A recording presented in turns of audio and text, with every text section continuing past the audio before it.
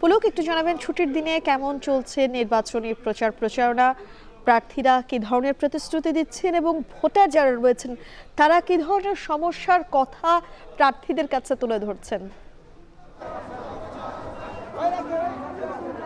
ধন্যবাদ। আমি বর্তমানে আছি ঢাকা ৯ আসনে। এটি মূলত মুগদা এলাকায় একটি জনসংযোগ চলছে। ঢাকা ৯ আসনের এনসিপি অথবা ঐক্য ১১ দলীয় যে ঐক্যজোট রয়েছে, এই ঐক্যজোটের সংসদ সদস্য প্রার্থী জাবেদ রাসিন তিনি জুমার নামাজের পরেই মসজিদ থেকে বের হওয়ার পর তিনি একটি র্যালি বা জনসংযোগে নেমে পড়েছেন। আপনি যদি একটু দেখাতে চাই, বর্তমানে একটি বিশাল বড় একটি র্যালি নিয়ে কিন্তু তিনি নির্বাচনী প্রচারণা চালাচ্ছেন। এছাড়াও যদি একটু জানিয়ে রাখতে চাই যে মসজিদে তিনি নির্বাচনী প্রচারণার একটি বক্তব্য দিয়েছেন, তবে সেটি তিনি প্রত্যাখ্যান করেছেন। তিনি বলেছেন যে গণভোটে হ্যাঁর পক্ষে তিনি কথা বলার জন্য সবাইকে যাতে গণভোটে হ্যাঁ দেয় বা সবাই যাতে এই ভোটের দিন যাতে ঠিকঠাকভাবে ভোট দিতে পারে এবং কোনো ধরনের যাতে অপ্রীতিকর ঘটনায় যাতে তারা বা কোনো ধরনের নির্বাচন বানচালের মতো ঘটনায় যারা তারা সব কিছু দিক দিয়ে রুখে দেয়, সেসব বিষয়ে তিনি মসজিদে তিনি একটি বক্তব্য দিয়েছেন।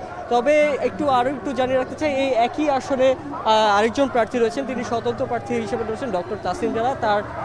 তার প্রচারণার আমি ছিলাম। তিনি বলছেন যে ভোটাররা আসলে এখন ভয় পাচ্ছে যে নির্বাচনের দিনে কোনো ধরনের অপ্রীতিকর ঘটনা ঘটবে কিনা, এই জন্য তিনি একটি উদ্বেগ প্রকাশ করে বলেছেন।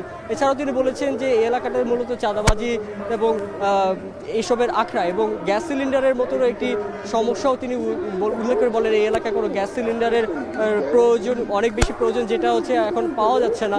সেগুলো নিয়েও তিনি বলেছেন, জনগণের কাছে প্রতিশ্রুতি দিয়েছেন, ভোটারদের কাছে প্রতিশ্রুতি দিচ্ছেন।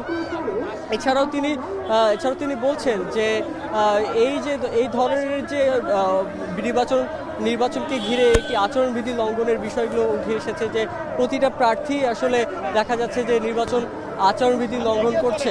তো এগুলো বিষয়ে যদি তিনি বলছেন যে যাতে এই ধরনের ঘটনা যাতে না ঘটে, সেটির জন্য যে নির্বাচন কমিশন রয়েছে, নির্বাচন কমিশনের প্রতি তিনি সাহায্য চাচ্ছেন এবং বিভিন্ন ধরনের প্রতিশ্রুতির কথা বলছেন। তো এই ছিল আমার কাছে মূলত ঢাকা ৯ আসন থেকে সর্বশেষ। মুগদা থেকে সরাসরি যুক্ত হয়েছিলেন শাহরিয়ার জামান পুলক।